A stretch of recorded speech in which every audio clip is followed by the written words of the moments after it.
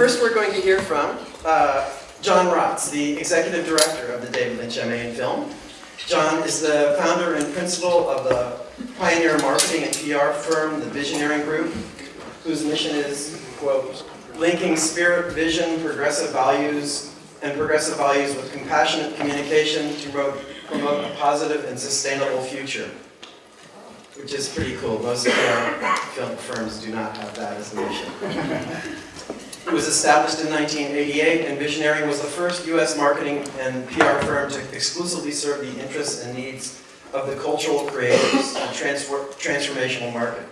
Through Visioneering, John has represented scores of transformational clients and projects, including many of the category's foremost authors and music artists and films, including authors Eckhart Tolle, Fritjof Capra, Peter Russell, cellist Glenn Denning, Deepak Chopra, recording artist Dead Can Dance, Madonna, Donovan, Kataro, Kenny Loggins, and such films as Mindwalk, Baraka, A Brief History of Time, The Real Dirt on Farmer John, Illusion, This Island Earth, What the Bleak Do We Know, starring our own physics professor John Hagelin, Peaceful Warrior, The 11th Hour, Youth Without Youth, Darshan, The Embrace, St. Ralph, Unknown White Male, 2 Weeks, Toward the Within, Ecological Design, Inventing the Future, Side Effects, America, Freedom to Fascism, I Am by Tom Shadyac, and others. That's all.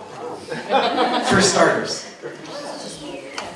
He's an executive producer of the film Lifted, and John coined the phrase transformational entertainment and media in 1990. And is considered to be the preeminent pioneer of this burgeoning arts movement since 1979.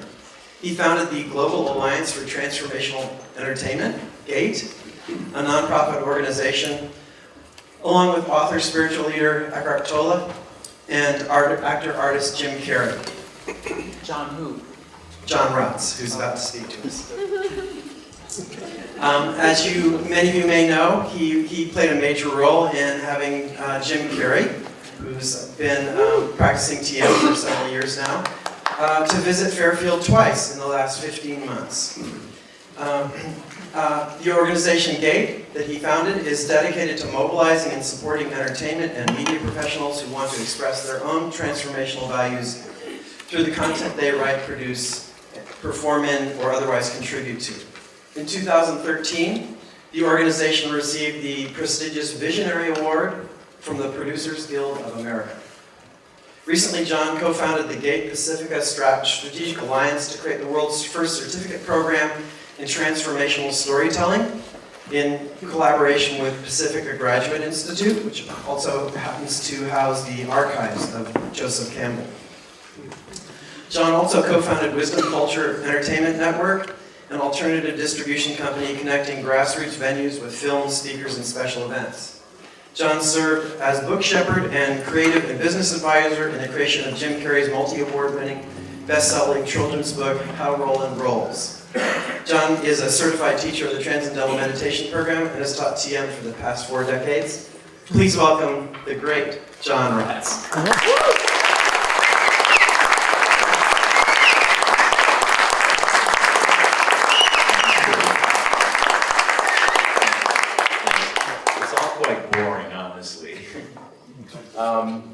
Thank you. And, you know, the reason we're here tonight is about a vision.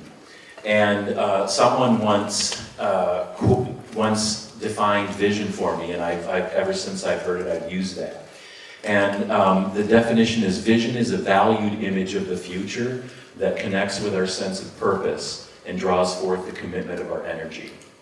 And it occurred to me in all of the things that are going on right now, that the Fairfield community is a vibrant, creative community. And as far as I know, it's never really been marshaled. My mantra these days is integrate and mobilize, integrate and mobilize. I'll tell you a little anecdote. I had a meeting with a prominent movie executive not long ago from one of the studios. And he was explaining to me that he felt GATE was irrelevant and redundant because Hollywood's already making transformational films. and they don't need to be told that they need to make transformational films. And my position was, well, you know, that's true. There are definitely some wonderful Hollywood films that are of a transformational quality. And in fact, that element of transformation isn't only a genre, but it also is an element that runs through all great story. And later on, we're going to hear from Dara Marks, who, in my opinion, is the godmother of transformational story. So we were having this conversation, and he said that to me, and I figured, you know, I've got nothing to lose. I'm just going to, you know, be candid with him. And I essentially said, you know, I think you're foolish. And I think that if you think that Hollywood is making transformational films, you really need to kind of rethink that and look at what it really means. And I started telling him that there's an audience in the world today of the cultural creatives. How many of you folks know that term? Many? A few do. So just quickly, in the early 2000s, the Institute of Noetic Sciences and the Fetzer Institute approached a couple of market researchers and said to them, you know, find out how many of us there are in the United States. So these researchers developed a study, and they interviewed over 100,000 people. They conducted more than 500 focus groups, and they determined through a series of questions, by the way, and the questions weren't about demographics. They were more about lifestyle preferences and values. And it turns out that values are a much better indicator of resonance and what our common interests are. So they developed a set of 20 questions. And for those people who could answer yes to 10 or more of those questions, they were deemed to be cultural creatives. And they determined that about 1 in every 4 adult Americans were cultural creatives. Now, how do you define a cultural creative? Well, number one, cultural creatives have a tendency to have an interest in, they tend to define themselves as being more spiritual than religious, but they respect religion. They have the understanding generally that paths are many, truth is one. They tend to practice complementary or alternative medicine. They do tend to do internal practices like transcendental meditation and other practices. They tend to appreciate the arts in a very deep way. They tend to be pro-women's rights, pro-children's rights, very much into the idea of world peace, and they're activists. They generally contribute money to causes. They're probably eat a healthy diet. They might be vegans. They probably do yoga or some practice of that nature. They might do eco-travel. They're very eclectic in what they listen to musically, though they tend to not listen to rap music or heavy metal, death metal, that kind of thing. Very different vibration, etc. Most of you can probably identify with those values and lifestyle preferences.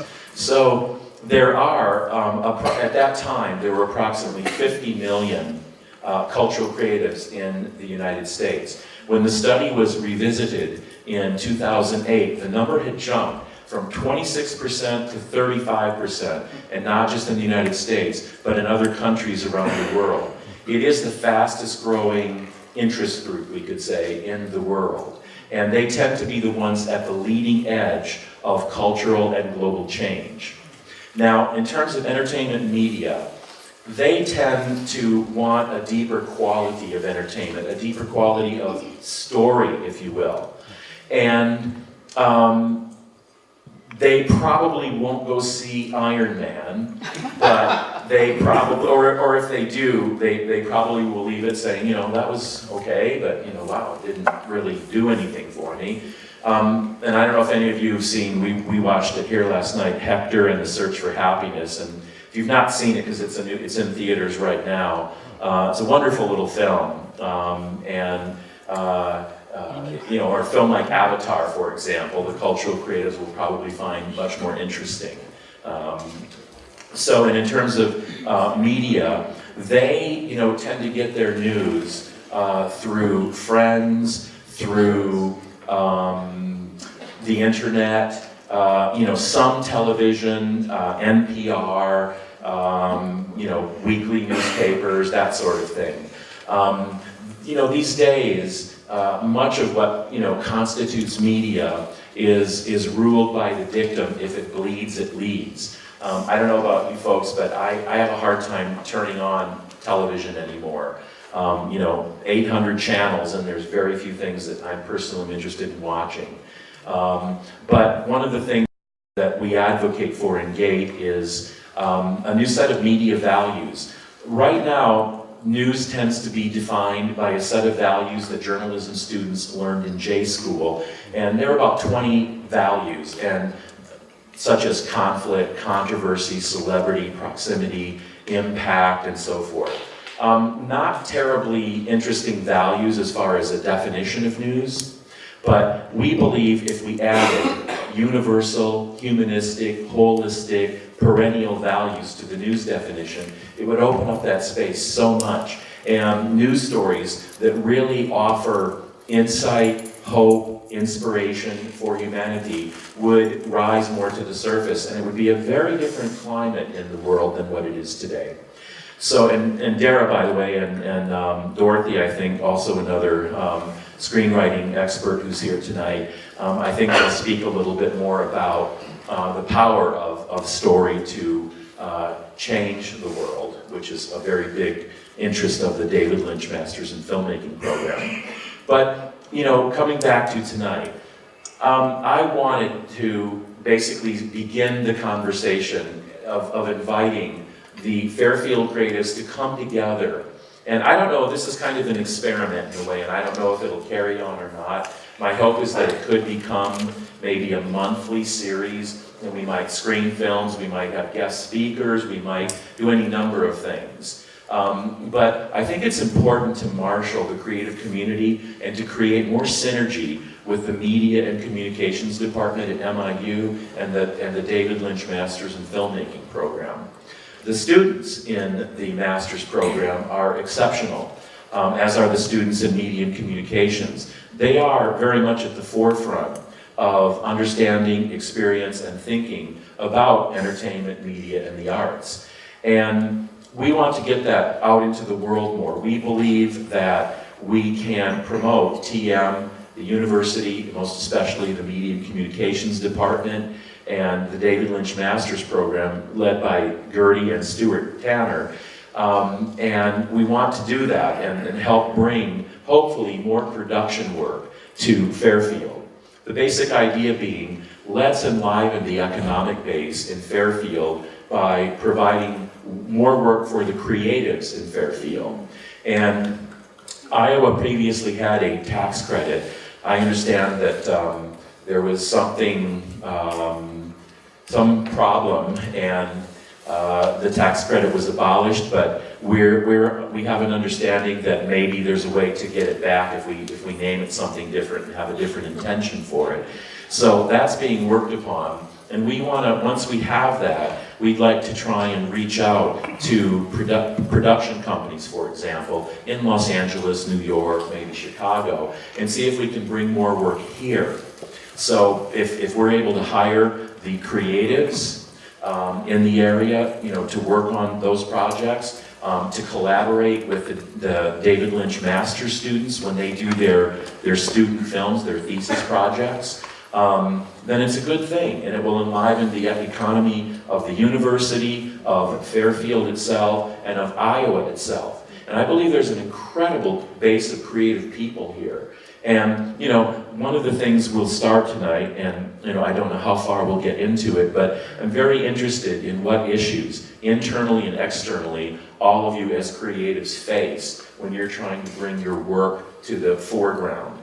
I know what we face in Los Angeles and other places.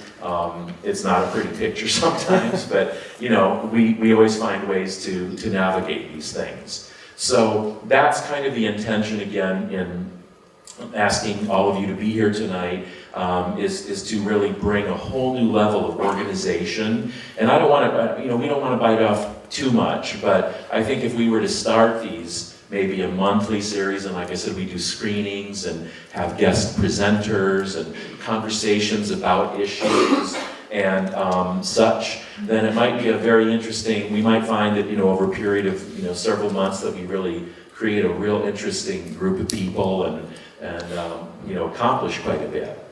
So.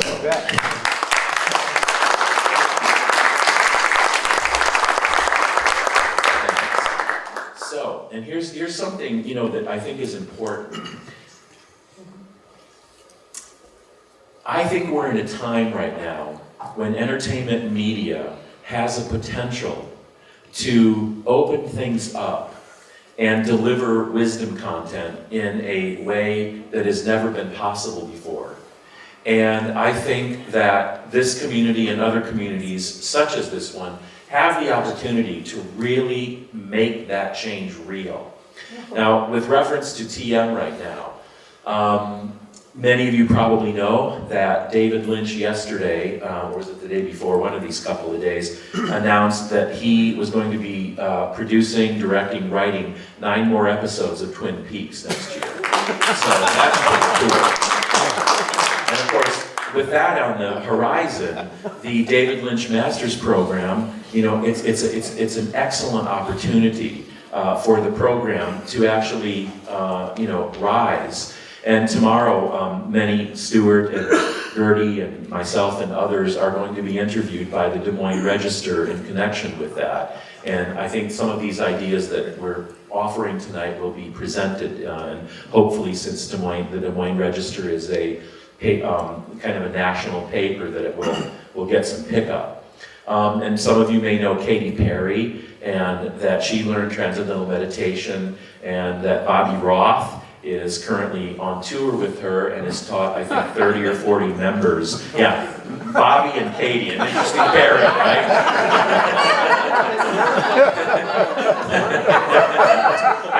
I know, it took me a while to envision that one. But, one day maybe we'll see Bobby up on stage bumping and grinding with her, you never know. But Bobby has taught 30 or 40 members of her tour entourage, and she tweeted out a couple of days ago how much she loved Transcendental Meditation, and she has, 60 million Twitter followers or whatever. So that is a really beautiful sign, again, from the entertainment front, people who want to bring this out. And a little update on Jim. Jim, I spoke with him just before we came here, and he sends Jim Carrey. I'm so used to saying that. Just JC, Jesus Christ. Is there a difference? So, just teasing Jim. He sends his warm regards to all of you, and he wanted to come back this time, but and he came very close, but Dumb and Dumber 2 opens on November 14th, and there's now a big premiere in LA on November 3rd, and he's going to be hosting Saturday Night Live on the 23rd of this month, I think next week. So there's a lot of preparation, there's press junkets and 4 premieres in Europe, and on and on and on. So hopefully we're going to get in here before the end of the year for a little more rest.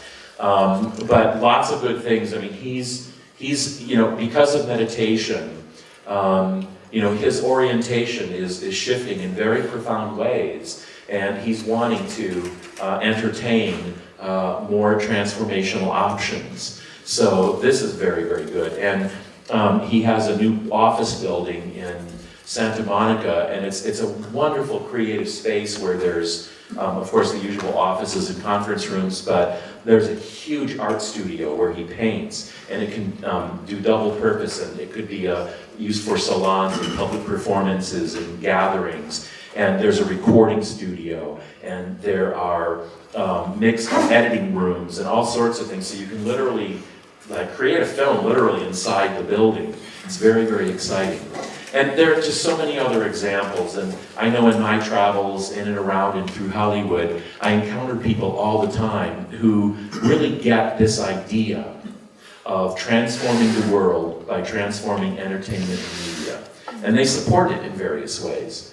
And so, one other thing I want to mention is Dara and I worked together also in GATE. And we had parallel visions, and at the end of our Gate event last year in Los Angeles and at the Savant Theater in Beverly Hills, we had about 4,000 people come together. And these were producers, directors, writers, actors, actresses, musicians, poets, dancers, agents, managers, writers, editors, the whole 9 yards.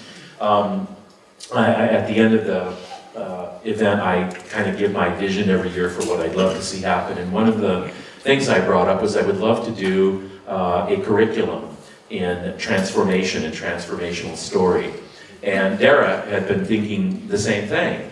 And she suggested, well, let's get together and see what we can do together. And she ended up introducing me to the chancellor of Pacific Graduate Institute in Montecito, which is an archetypal depth psychology program.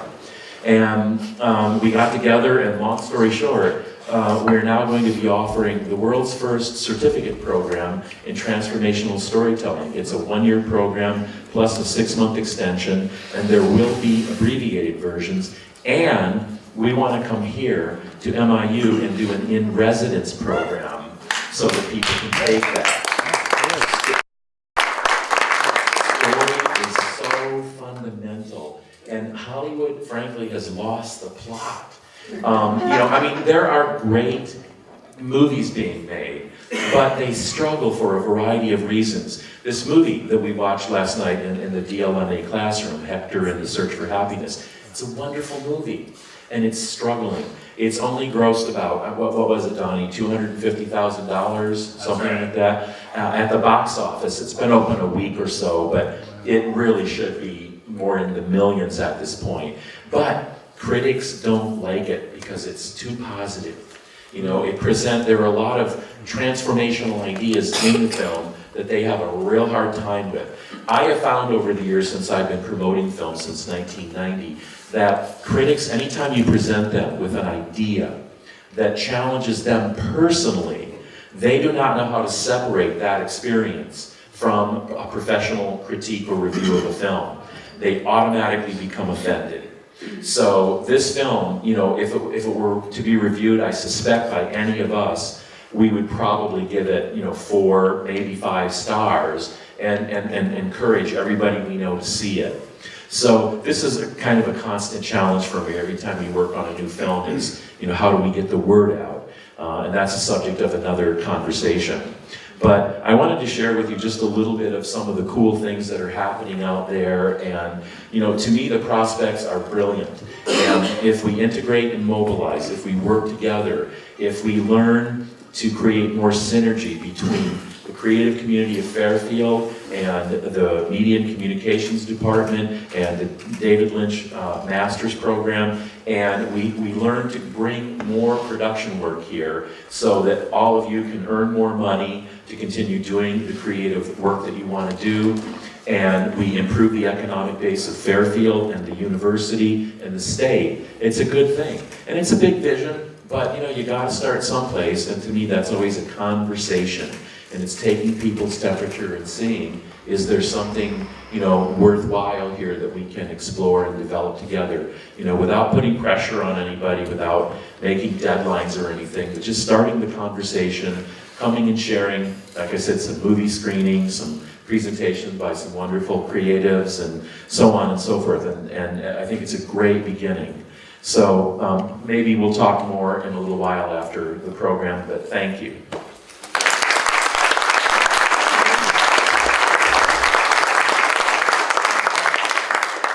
We thought it would be entertaining and instructive to see a few clips from some of our adventures in the David Lynch MA in film last year. So, who's going to put on the clips? Can someone hear me? Okay. And so, what's first, Donald? David? Yeah. Okay. So, we had the amazing pleasure of traveling to Los Angeles last April. We went with the David Lynch MA students to David's home studio and spent 2 mornings with him. So we're going to show you a few minutes of the conversation that ensued from that. Next, I'd like to introduce someone who's very, very special to us. Joanna Plafsky, who is one of the greatest friends, benefactors, and advisors of the David Lynch MA in Film, and who's played a major role in creating and developing the MA. Joanna is a distinguished international film producer and distributor who began her career at the height of the home entertainment expansion.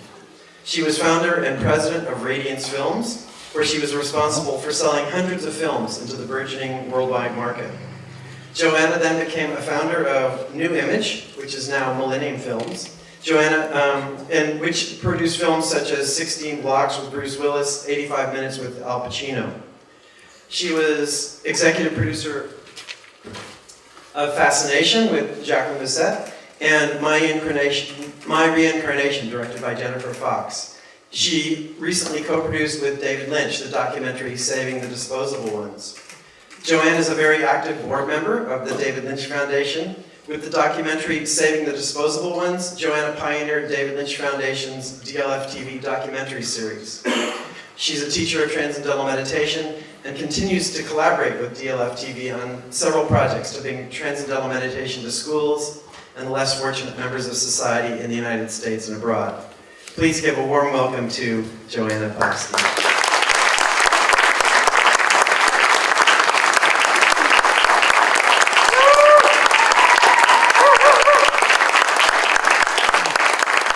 It's very exciting to see all these people here and how this program is growing and growing and growing. And I think in the next few years is really going to bring many, many, many people from all over the world here who are in the film industry. And it's very exciting to see the combination of consciousness and film and bringing the two worlds together. Last year we had an amazing group of students from all over the world. And this year we're very excited because we just started the new year and we have 15 really unbelievably special students from all over the world, from Slovenia, from Brazil, from Poland, from where else? New York, Australia. And I'm really, really excited about this group of students. Most of them, when they came here, learned to meditate. So most of them were non-meditators. And already, in about a month, they basically say that they feel very transformed already by being in this community and learning to meditate. So I'd like all of the new students for this year's David Lynch MA to stand. Give them a round.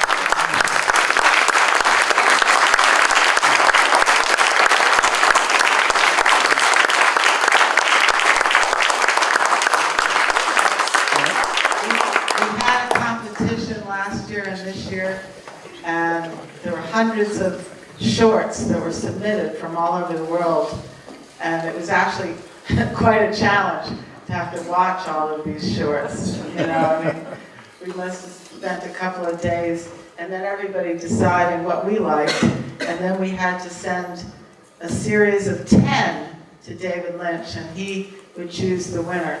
So I just want to introduce you to the winner that David Lynch chose, who's here from Australia and Poland, Agnes Boginska.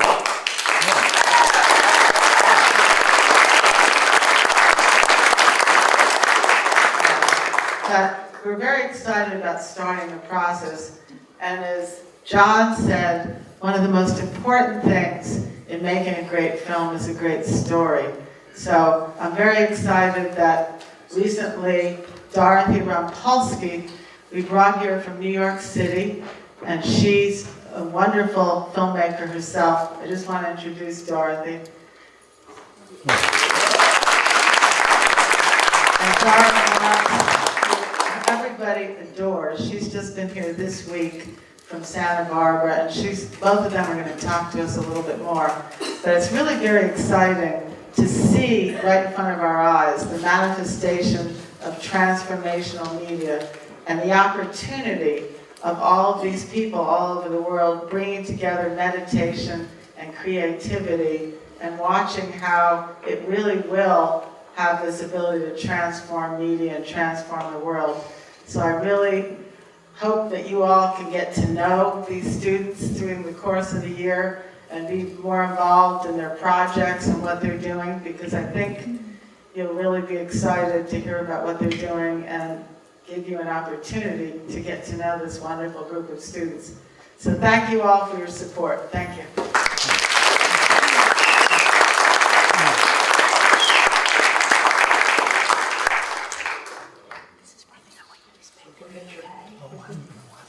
So, I'm going to introduce Dara Marks, and again, she did her doctoral thesis on transformational story, and I read it, I was blown away, and out of that and her experience grew this wonderful book called Inside Story, The Power of the Transformational Arc.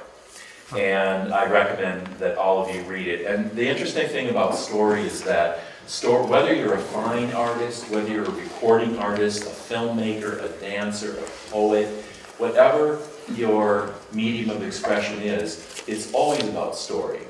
And, you know, Marsh used to say, that which is closer to the truth lasts longest. And we know from going inside, meditating, going inside, that as we, you know, plummet the depths of our own consciousness and creativity, that we come up with these beautiful expressions that inspire that experience and those values in other people. You know, we imbue our work with that. And the root of it, of course, is story. And I've read, you know, many of the books about story that are out there now because it's a very in vogue topic and growing more so. And there are lots of wonderful books. But, you know, the one that I found that was closest to our understanding, you know, in TM and SCI and consciousness is Dara's book.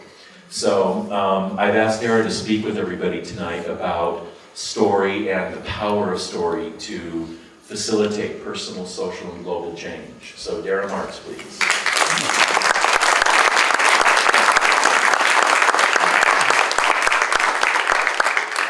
Beautiful audience. I'm sitting up here. I couldn't see how much rich it looked. I'm really delighted to be here and with all the cultural creatives. I loved that idea, and I think John's right. I think it is just something that is absolutely growing and spreading because it's such, it's liberation, you know, it's entering into the world of the authentic self, and who doesn't want to be there? Just a little bit of background. I have been doing this for my whole career, in various forms for about 30 years now, and began my work with story as a struggling writer myself, and needed to make some money. I happened to make contact with a woman named Linda Seeger, some of you may know who she is, who had sort of started the whole movement on story analysis. And so she trained me to do that, and I was able to earn money on the side. But the problem for me, as I was beginning to do this, is that the way that story has been looked at for so long, it had sort of an architectural element to it, in that it was a construct of simply, and in the same way that you would construct a building, which actually it is, you know, there are certain pillars and things that form the structure. However, what was missing from it, while you can say that, yes, story has to have a form, that or else it doesn't together, as I began working more and more with writers and teaching more, I found that, yes, it has this form to it, but without any explanation of how we get to the form, everything feels very arbitrary. So that a lot of story was being taught as simply as rules that had to be followed. That if you're writing a screenplay, for example, by page, you know, the first act is around 25 pages long, and at the end of the first act you hit a turning point, and a turning point means that the story now, the conflict that was set up at the beginning of the story now needs to rise. We need something that creates a bigger problem so that you get momentum to go into the next act. Well, yes, that's true. However, if we aren't understanding what is going on in a story, when you get to page 25, what do you do? Okay? And this is why you get a lot of cars being blown up. right? Where are you gonna find the next big conflict? And so what my work kept revealing as I was working with writers and evaluating the films I saw is that in really powerful films, there is a whole interior structure as well that is moving the story forward. And it's this interior structure that once I began to see its dimensionality, began to like open up the world to understand, oh, okay, story is not just this one single dynamic of moving from A to B to C. Story has an inner dimension. And then, of course, the next leap of understanding is, well, so do we. And what is story, any story, except a reflection of our own human experience?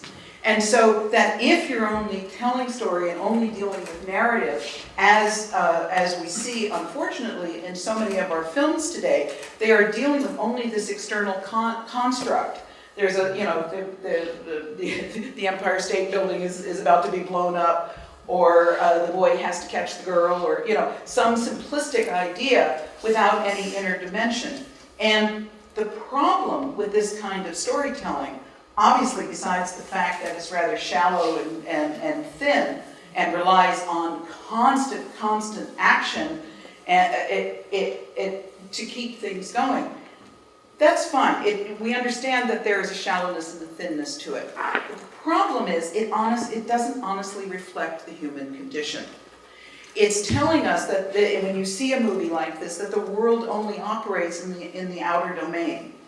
And it doesn't reflect what we actually know to be true. And what we know to be true is that the problems that happen to us, the conflicts, the issues that happen to us in the outer physical world are actually the things that ignite our inner life. And so that we grow and change in the world and transform to higher levels of consciousness because we face our problems. I often tell my students, I say, if you want to know how character is formed, look at how your own character has been formed. That the good looks or the status or you know, whatever it is that you're born into, sure, they definitely impact your life. But how you have faced the issues and the conflicts and problems that have arise in your life and in every human life are the things that determine the quality of your character, of who you really are. And so storytelling, when that's translated into a story that we are telling each other, that is where the truth of the human condition lies, no matter what form you're telling it in. It doesn't have to be some, you know, sophisticated, erudite film. It can be in an action film. Look at Avatar. You know, look at how, you know, the problems in the outer physical world demanded more of him than who he was when the story began. And that's the art of transformation. That there is an inner call to be more of who you are because of the conflict you face in the outer physical world. And so as you continue to follow this understanding of story, you begin to see that there is something very problematic going on. And if we are telling ourselves an occasion, I mean, look, I like a fun story as much as the next guy, go blow something up. It's done well, sure, why not? But the problem is that that's all we're getting. It is so limited in, if you know, this summer, we kept saying, my husband and I, is like, you want to go to the movie? Sure, let's go to the movies. And I'd go in Fandango and I said, there's absolutely nothing I want to spend my time on. You know, and how anybody else have that experience recently? You know, it's very sad. And so this is like junk food. If you have an occasional Big Mac, who cares? But if you have a steady diet of it, that's all you eat, what is it doing to the health of the organism? And I really worry that in our culture, we are telling ourselves a very untrue story. That we are telling ourselves stories where, if you look at a story that is based on only external activity, and we're going to go save the Eiffel Tower from being blown up, okay, then the character who comes in to save the day already comes fully equipped with everything he or she needs to save the day. You know, you bring the best bomb blower upper or something like that. You bring somebody in who can do this. Yes, they might get a little ruffled along the way. Yes, they might have too much to drink as they do it. But there is nothing they do by the end of the story they weren't fully capable of doing at the beginning of the story. So that in an action film, most of the time what you're really looking at is the nature of what it means to be heroic, okay? What it means to face a challenge, what it means to face fears and things like this. And so we're not getting any information. The information we're getting is that courage is something you're either born with or you can't acquire. And so this is what concerns me. My students know this is one of the first lectures that I give, and I talk about how this thing we call present time lasts about this long. And everything past this becomes memory. And what is memory but a narrative? And I believe one of the things that tells us is that our brains are completely wired for narrative. That's how we understand everything in the world. And that story, therefore, is how we ingest life. We are wired to ingest everything through narrative.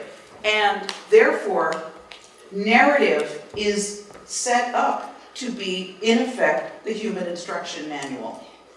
And if we can go along with that, if that is somewhat true, and that we are getting our understanding of life through the narrative. Now, when I say narrative, I'm not just talking about a fully organized story like, Little Red Riding Hood or something like that. I'm also talking about, hi honey, how was your day? Remember, encoded in all of this is a narrative construct.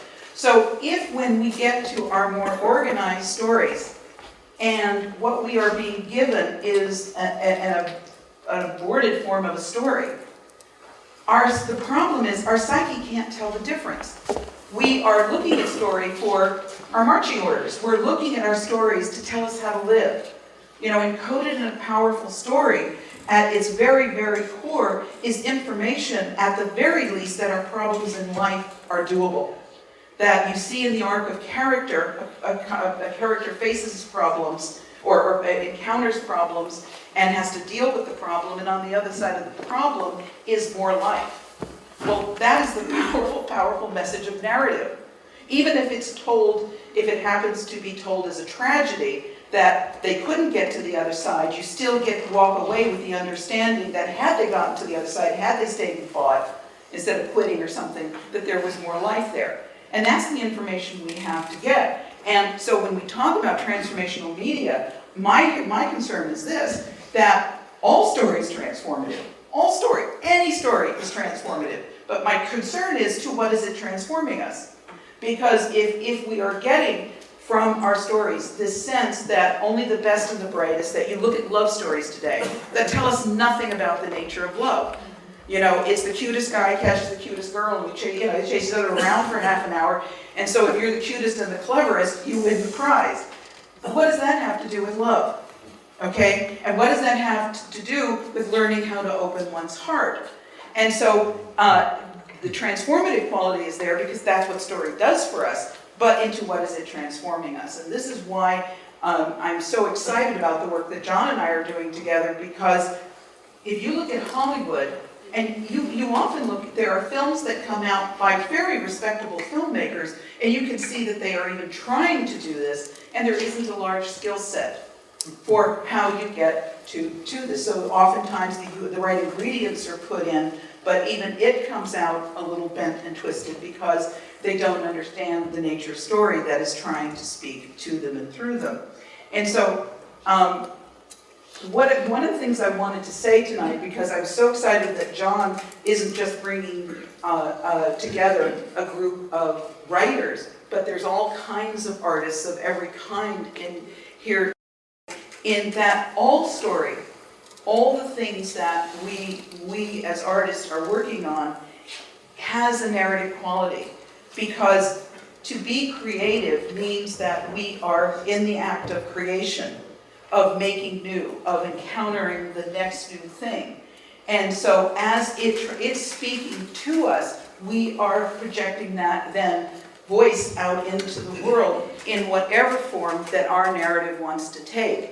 And I was interested tonight in the 2 film clips we just saw, that both of the people who were speaking said this almost the same thing, that you have to be true to the value. You be true to the value that is occurring to you. And in the making of that, this is how we artists can take the stories that are coming to us and through us, whether it's the form of painting or dance or music. It's all narrative, it's all information, it's a code, okay? That this is where new life is. That's what's encoded in every piece of art that we do. And we have the ability, if we can learn how to listen to the value that wants to speak to and through the material, to then bring that value out into the world and allow it to grow and to blossom and to really impact the world. And as I said, transformation's happening anyway.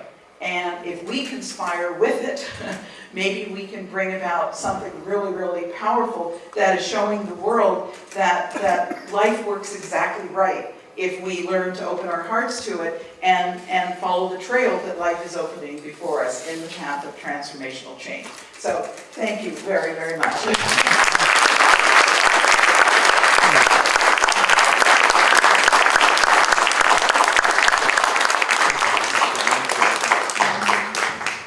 I think there are probably at least 24 books on story and screenwriting that are really good, but my personal opinion is that this is the best. I think it really shows you, it's very practical and very helpful in constructing a story or a screenplay that really connects to people on a deep and meaningful level. We're really lucky to have Dara here for this week. I want to introduce you now to another screenwriting faculty member who's here with us for a month, Dorothy Rompalske. Dorothy's the author of a number of feature screenplays, including Pilgrimage, which is currently in development and which she is slated to direct. Her credits include the drama Good Fortune, which she was the produced, directed, and wrote. The feature documentary Cinema Combat, Hollywood Goes to War, which she wrote for the AMC cable network. Reflections on Media Ethics, which she wrote, and also as a writer, the episode Quitting Cold for the New York City-based television series Here's New York, which was a winner of an Emmy for screenwriting. Dorothy has worked as a story analyst for Universal Pictures, and her magazine articles and reviews have appeared in publications worldwide. She served as secretary and vice president of the board of directors of New York Women in Film and Television, and was the chief administrator of Women in Film and Television International from 2003 until 2005. Please welcome Dorothy.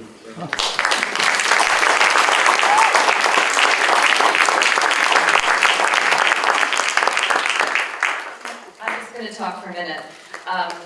When Joanna was telling me about the possibility of coming here to teach, and they were interviewing people, and part of what she told me was that Dara was going to be here, and the opportunity to sit in her class as she's talking to the students that I'm working with for the whole month was a big reason why I wanted to come here. And I guess what you just heard is, shows you why. It's been like a terrific week so far, and I look forward to the next few days of your lectures. It's been really wonderful. He's talking. I had a message for John. A message for you. Yeah. See, you said that you went to the Hollywood Studio Valley about transformational narratives, and he said we're already making transformational films. It's because he misunderstood. He thought you said you wanted to make films with Transformers. Yeah. Yes, probably so.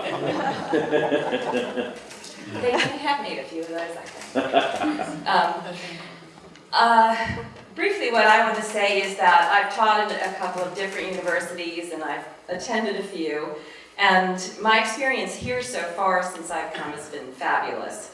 From the people who are the supporters of this program, like these two wonderful people, Joanna,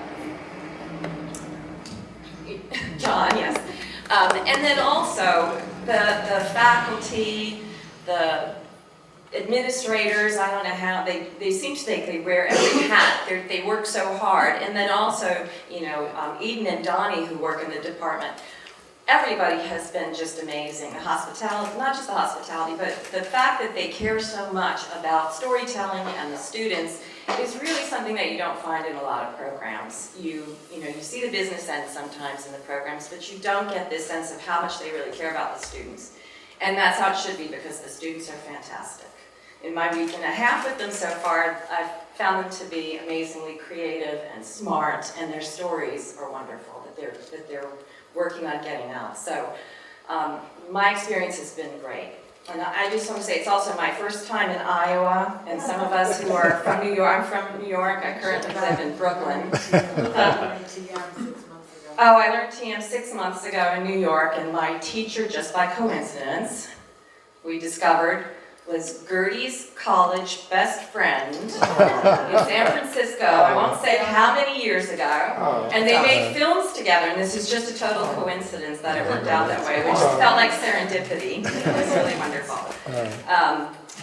What I was going to say though is that, you know, coming to Iowa, I didn't really know what to expect, and I know Fairfield isn't typical Iowa, and the only thing I regret so far is in my week and a half, I haven't had a chance to kind of get around to the other local towns and see a little bit more of the area, although I'm sure that none of the other local towns compare at all to Fairfield. We're the best towns in the area, but I do hope to do that, and it's like living in New York, when they tell you that Toronto is New York City and they shoot something in Toronto and they pretend it's New York, nothing will get a New Yorker who works in any area of media riled up more than that. You know, it's like, are you kidding me? Toronto's New York? I don't think so. Or this side, forget about it. It's not true. So I'm sure that the idea of bringing production here when other people may be shooting in other areas, the idea of attracting filmmakers, I know a lot of independent filmmakers in New York or from the West Coast to come to the actual place where their stories sometimes are set, that if you had this program that you're talking about in practice, you know, working on it and the production incentives, I know that people would come. It is so beautiful here. I've been really amazed by the landscape. I didn't quite know what to expect, and I know I've gotten really good weather. It's not February, it's March. But it's been really beautiful, and the town is so beautiful, and the mixture of the architecture, for people like myself who are filmmakers, you can't substitute some other place for what you have here. It really is something special. So I do hope that works. We've struggled with this in New York. We have both the state and the New York City Film Commission. I've worked with nonprofits who have worked to maintain the tax incentives and the production credits and the things that happen in New York, because we know that that little bit of investment up front brings so much back. Not only to, you know, what you're talking about, the giving work to artists who sometimes that's not the easiest thing to find. It's just not just the supporting of local businesses and renting locations and money for hardware stores and restaurants and things like that, but it's also that the creative people get a chance to practice what they do where they live. And I think that's incredibly important. So I'm really amazed at what you're doing, and I go every year to the big conventions we have in New York where all the booths are set up for all the different film commissions and stuff from around the country that tell you what they have to do. You know, what they have to offer in their communities, and I fully expect that I'm going to go like next year and I'm going to see a Fairfield table.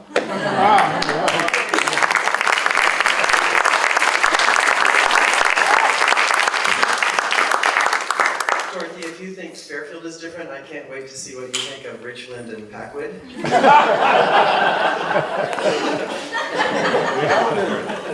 I want to introduce you now to Stuart Tanner, who's with me, the department co-chair of the Media and Communications department, and he's teaching pre-production and production next month for the MA. Stuart's an acclaimed multi-award-winning producer and director of documentaries films for the BBC, National Geographic, and the Discovery Channel, Channel 4 and London, his projects include Time Team, Children of Vengeance, Prophets of Doom, Death on the Silk Road, Mahogany Trail, most recently Saving the Disposable Ones, which I mentioned before. a documentary that takes you to the heartbreaking streets of the inner city in Colombia, where Father Gabriel Mejia, a Catholic priest and a friend of the Pope, is transforming the lives of thousands of children by providing shelter, love, and transcendental meditation. He's also the co-author of Plunder for Profit, the UK and Brazilian mahogany trade, and has written for national newspapers, The Guardian, The Independent, and the UK. Please welcome Stuart Tanner.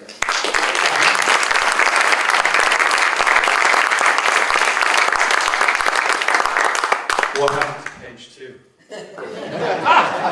There is more. Anyway, welcome everybody. It's great to see everybody here. And as you see, we have some amazing people coming and teaching the program on the David Lynch MA in Film. So we're truly delighted about that. And with the contribution of Dara, Dorothy, John, and all these amazing people coming this year to teach workshops, and from LA and New York and so on. We really are getting a very enriched program. And in this room this evening, I see that when we talk about the creative community in Fairfield, we have in this room writers, poets, actors, painters, designers, filmmakers, musicians. I mean, it is actually a very rich creative community. That's actually one of the things that I've always enjoyed about Fairfield, as I'm sure we all have. And you know, that's been very important to us. And we have this year 15 filmmakers who are going to make 15 new films.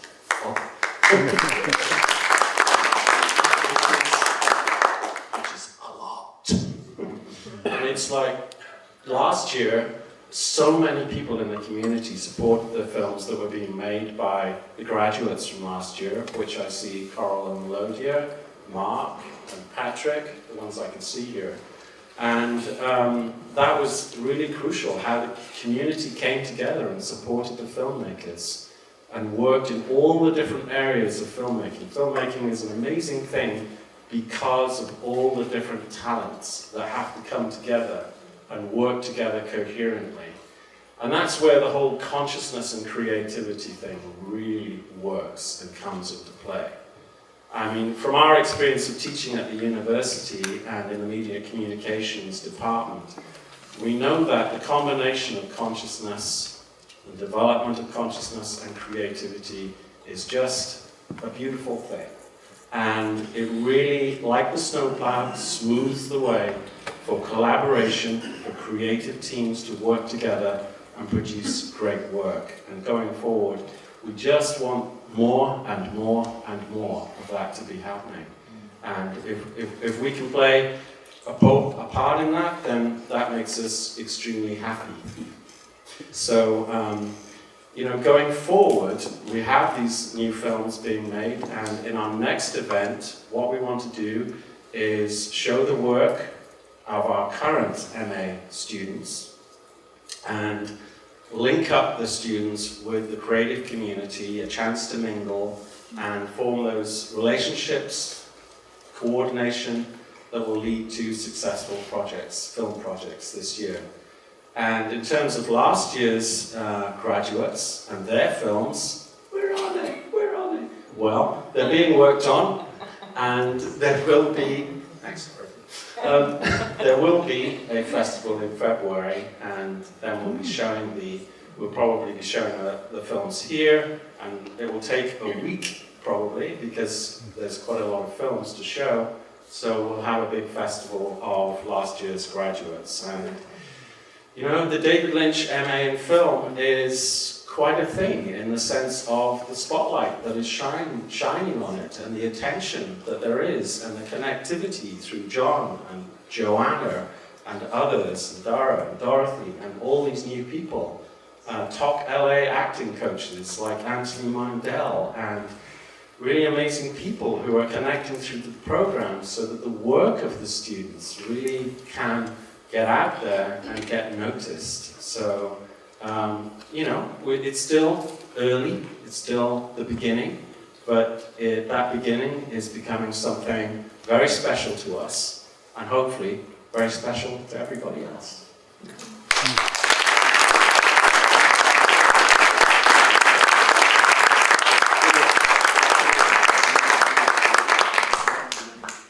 The last speaker I want to introduce is Gurdy Leete. That's me.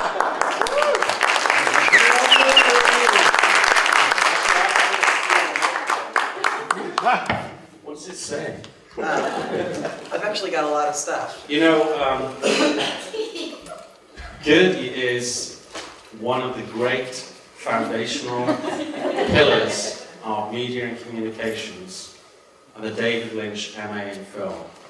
You know, it's a big machine that has to operate in order to make it work. And Gurdy is totally essential and core to the whole process. I've never worked with someone that is more constantly joyful, problem-solving, clear thinking, inventive, funny, and brilliant to work with. I mean, we have amazing people within the department, amazing people that are helping us. I tell you, each day in the department, we are cracking jokes, we are laughing, it is as joyful as anything, as well as solving problems and running a program and dealing with the point value of the realities of functioning in the relative.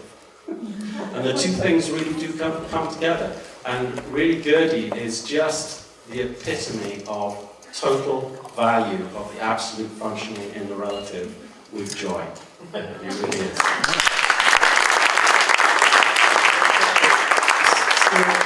That wasn't enough. Yeah. So I'm going to tell you the real story. Here's what I've really done. I worked as a computer animator and animation software engineer for 30 years. I worked as a 3D animator for magician Doug Henning on the Marshy Vadaland project. I think you worked with Doug too. I did. And as an animation software engineer for a variety of software publishers, including Scott Forsman, Mindscape, The Learning Company, The Whiff and Improve Company, and Sierra Online, all here in Fairfield, on educational games and entertainment games such as Robot Odyssey, King's Quest, The Dubious Leisure Suit Larry, and most recently an online multiplayer game, Online Equations. I wrote a book on Final Cut Pro for O'Reilly Media, and I've co-authored 10 other books on digital video, web animation, user interface design, and Linux for major publishing houses. My books have been translated into Arabic, Chinese, Dutch, French, German, Italian, Norwegian, Russian, and Spanish. I'm hoping that Stuart is going to read all of those. And I'm co-author of the multi-tile plugin for generating complex symmetric imagery in the GNU image manipulation program. I've been teaching video, 3D animation, and digital media at MUM for more than 20 years, and I have a BFA in filmmaking and MFA in filmmaking from the San Francisco Art Institute, where I made many, many films with Peter Trevellis, who just taught Dorothy TM a few months ago.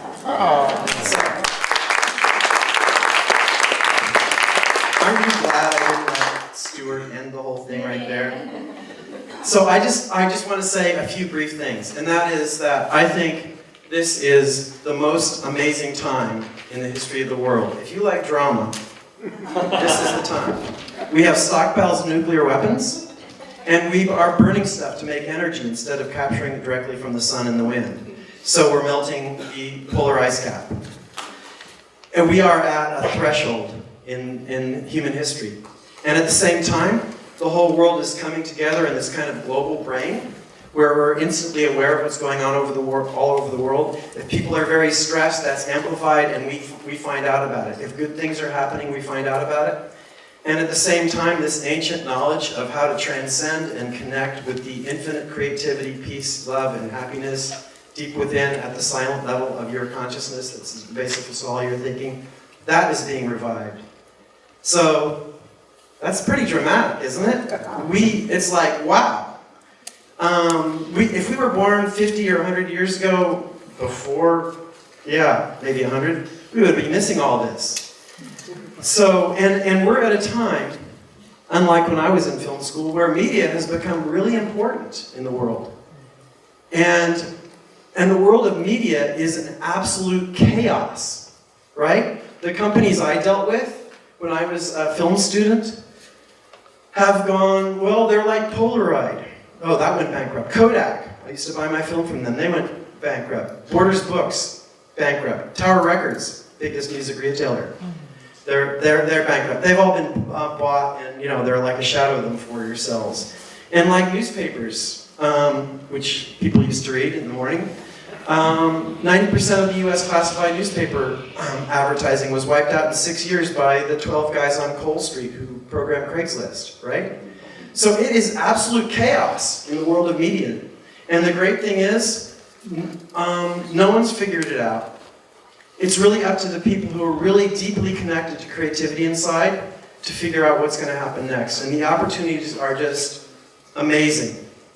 And it's a topsy-turvy world where there are a titanic drama unfolding. Where, who's the biggest music retailer now? Apple, right? One guy. I'm not exactly a hero worshiper of Steve Jobs, but you have to think. Well, here's someone who played a pretty big role in transforming 4 industries: the computer industry with the Apple II, the Mac, and the iMac. Telecommunications industry with the iPhone, music industry with iTunes, and the film industry with Pixar, right? This is a time where one person can make a huge difference, and I suggest that we're in the middle of that. We are not at the beginning of that. So, what's the biggest ad agency in the world? Do you know? Google, right? People think it's an internet search company. But it's an ad agency.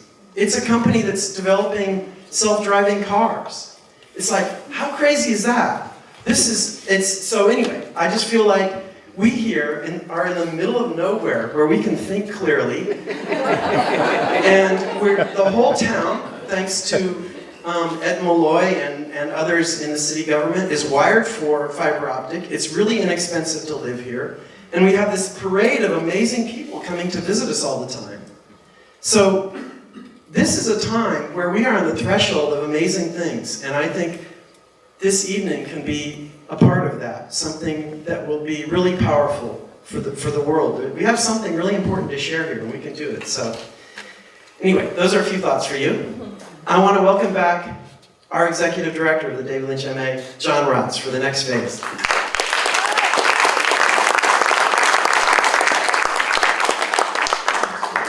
A little known fact about Gurdy.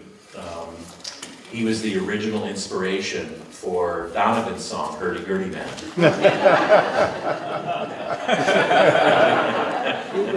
Right? Whatever you say. So I also, want to add my voice to several others in support of Gurdy and Stuart and Donnie and Eden for the extraordinary work they're doing to keep the David Lynch Master's Program thriving and growing. It's unprecedented, and you may think that we're speaking quite a bit tonight about film, and we are. We're always trying to include all of the other arts as a part of that vision, but this happens to be a very strong element in the overall mix of entertainment and media possibilities. So, you rally around that which is the strongest right now. But I also want to acknowledge everyone who is here tonight as artists. And artists have largely forgotten who they are in the world, because there is a schism between the art makers and the business people. And that schism is extraordinarily wide and deep, especially in places like Hollywood and New York. And these days, you have business people, essentially accountants, greenlighting projects, film projects. Many of the creative decisions are being made by accountants and driven largely by numbers. And this gap that is the result of that contains a world of hurt, because there are a lot of creative people who are not able to express those creative impulses in a fluid way. There's a lot of resistance, and there are a lot of questions regarding the commerciality of art. And this has to get resolved. It will get resolved. Artists need to remember who they are in the world as change makers, as the way showers. Artists have always been way showers. They've always said, look over here, or read this, or watch that, or listen to this. And they've tried to direct our attention in ways that perhaps we weren't looking or listening or viewing and so forth. And we need to get back to that. I think artists possess an innate wisdom, all people do, but I think artists have it in a particularly acute sense, in an acute way. And I know the times when I've worked on projects where we've listened to the artist and the artist's vision, and we've taken cues from the artist. Those projects have been the most fun to work on. Business people, in my opinion, should exist to support the artist and to guide the artist and to let them know when maybe we need to reel it in or, whatever. But as much as possible, stay out of the way of the creative process. Allow it to be what it is, what it can be, and it can achieve incredible results. Because art, again, I use the term art and artist in the broadest senses of those words, in the deepest senses. And art and artists can facilitate personal, social, and global change in the most magnificent way, as it always has done. But at this point in time, we have a particularly opportune moment to really take deep advantage of that.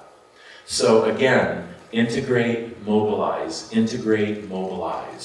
as much as possible, come together and work together to create magnificent works of art that will uplift, inspire, and enlighten, if you will, the world, but at the same time, bring appropriate economic resources so that everybody can continue to do that work.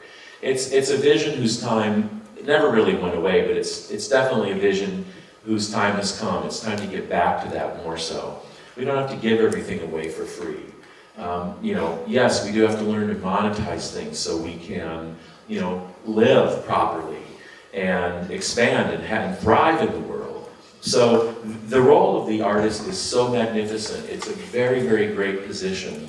And again, we hope that all of you can recognize that, as I'm sure you do, and to begin working together with the Media and Communications Department and with the DLMA to really bring about a kind of renaissance in the arts in the broadest and deepest sense again, here in Fairfield, here in Iowa, and through Fairfield and Iowa to the rest of the world. It's always been Marishi's vision to do that in terms of consciousness, but let's focus it a little bit more now. And I want to invite all of you to send emails to, what's the email address? Fairfield Creative Tribe @gmail.com. That's Fairfield Creative Tribe @gmail.com. And, give us your contact information and also tell us a little bit about who you are and what you do in the creative arts, entertainment, and media. And we will let you know when the next meeting will be in November, and invite all of you to attend. And again, we want to begin fostering this collaboration in a gentle way and no pressure on anybody, but hopefully you will resonate with what everyone is speaking about tonight and want to be a part of that renaissance. So what I'd like to do now to close is, we might call it a Q&A, but really, I hope a little bit more of a conversation. We won't take too much time, but all of us, Stuart, and Gurdy, and Joanna, and myself, and Dara, and Dorothy, and everybody involved, would love to hear what some of the issues are, the challenges, inwardly, outwardly, that as artists, again, in the broadest and deepest sense, are experiencing right now. And we won't complete that conversation, we'll consider it an ongoing conversation, but we can start it tonight, and so I'd like to open it up to questions. And Stuart, and Gurdy, and Dara, and Dorothy, and Joanna, please come on up and ask anybody anything you want, and let's just try to talk a little bit now. And Bucky Fuller, by the way, said, if there is a system and it's broken, don't try to fix the system directly, build a better system, and people will flock to it. So, with that in mind, I would like to thank, on behalf of everybody here, for all of you being here tonight. And I want to thank Tracy for all the work she did to help tonight come about too. Thanks, everybody. Fairfield Creative Tribe at gmail.com.